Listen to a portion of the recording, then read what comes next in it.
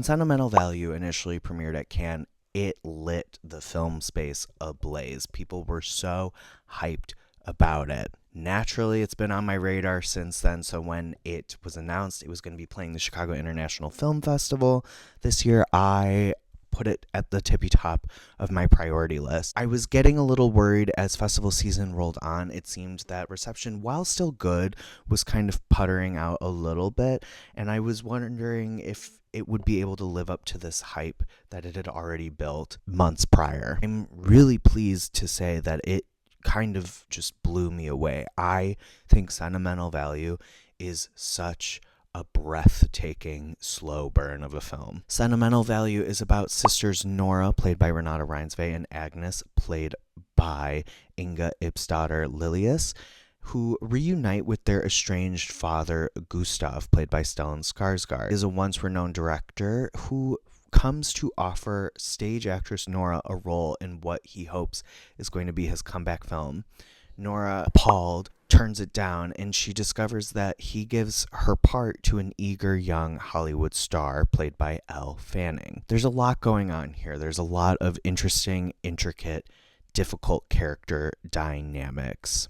And ultimately at the center, it is this intricate portrait of fractured fatherhood and the intricate, difficult to navigate relationships that stem from that. However, I think even further, it is a beautiful ode to the way older and younger siblings hold each other up and support each other. Every sibling has their own unique experience with their parents. We all experience our parents differently. Older siblings a lot of times kind of function as this test drive. They bear the brunt of a lot of first times and expectations, etc. Whereas I feel like younger siblings often function as a soft place for those older siblings to land.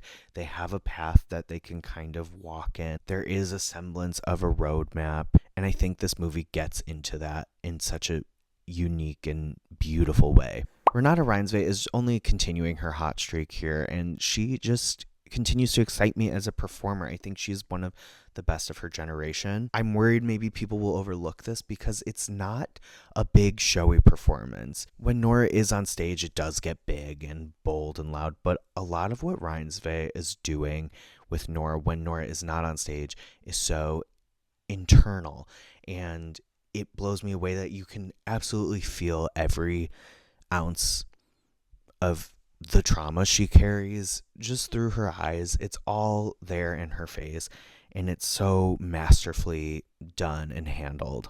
I love the way she chips away at Nora. Like, Nora's crumbling isn't dramatic or exploitive or all at once. It is very thought out.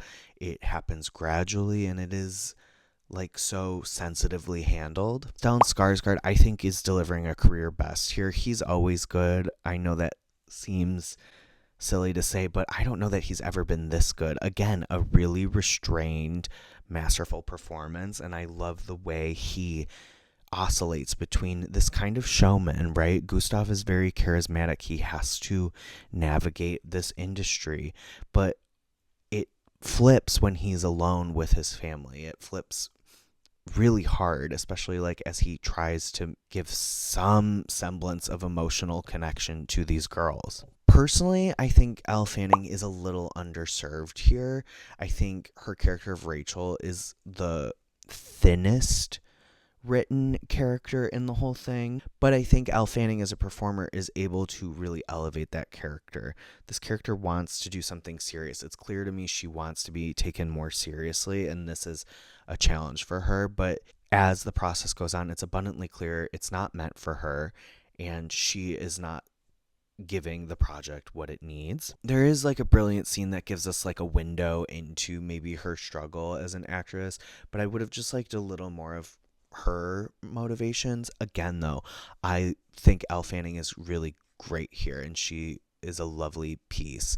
It just feels like her character of Rachel is more plot device than rounded out character. I think the heart and soul of this movie is Inga Ipsdotter Lilius. I think her work is staggering. I love what she brings to the role. Her character has a very interesting relationship with their father. It's not as fraught and frayed as Gustav and Nora's relationship, she still has a semblance of a connection, but she is still like working through pain, and she is still someone who got caught in the crossfires of Gustav leaving, you know? She functions kind of as this like middleman. It's fascinating to watch as she carries that as well. Not only does she have her own complicated relationship with her father to work through, but she's also kind of the go-between in this uncomfortable scenario. And soon, like, Gustav starts connecting with her own son, and that is like a whole added layer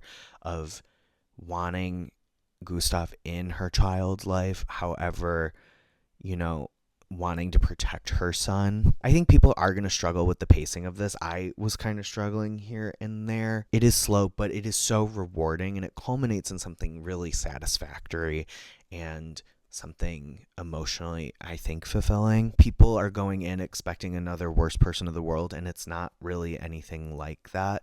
In all the best ways, I wouldn't want a repeat of Worst Person in the World. I wouldn't want him to try and imitate that brilliance again. This is definitely its own thing, and it has its own goals that it is successfully achieving. I really loved it. I highly encourage you to seek it out. It definitely was worth all of the hype for me. I give it 4.5 out of 5 stars. Thank you so much for checking this review out. Make sure you like, comment, subscribe to my channel, share, follow me everywhere. You're going to want to follow along all award season long. We've got more reviews coming and Oscar predictions on the way, so be on the lookout for that. And until next time, bye!